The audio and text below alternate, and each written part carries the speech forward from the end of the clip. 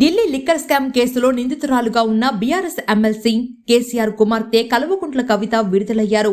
5.5 నెలల తర్వాత విడుదలైన కవితను రిసీవ్ చేసుకునేందుకు తీహార్ జైలు వద్దకు ఆమె కుటుంబ సభ్యులతో పాటు పెద్ద ఎత్తున బీఆర్ఎస్ నాయకులతో పాటు కార్యకర్తలు కూడా తరలివచ్చారు.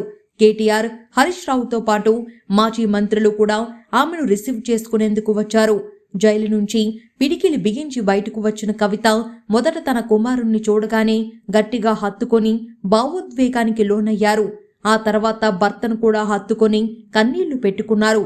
అనంతరం అన్న కేటీఆర్ మిగతా నేతలను కలిసి వాహనంలోకి చేరుకున్నారు.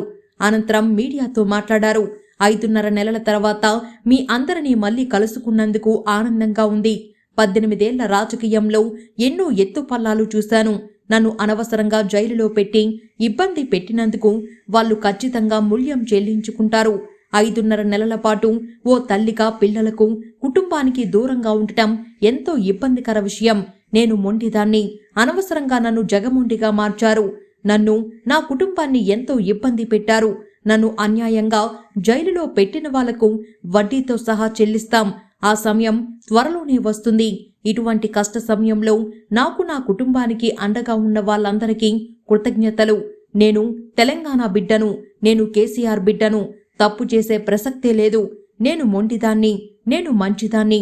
అనవసరంగా జైలుకు పంపించి నన్ను జగమొండిగా మార్చారు. మేము ఫైటర్స్. న్యాయంగా పోరాడతాం. ప్రజాక్షేత్రంలో ఇంకా గట్టిగా పోరాడతాం. కమిట్మెంట్తో పనిచేస్తాం. చట్టబద్ధంగానే కాకుండా రాజకీయ పరంగానూ పోరాడతాం. BRS and KTR team unbreakable. కాగా కవిత విడుదల సందర్భంగా జైలు దగ్గరికి వచ్చిన బీఆర్ఎస్ అభిమానులు, కార్యకర్తలు బాణసంచా కాల్చి ఆమెను స్వాగతం పలికారు. జై తెలంగాణ, జై కేసీఆర్, జై కవిత నినాదాలతో హోరెత్తించారు.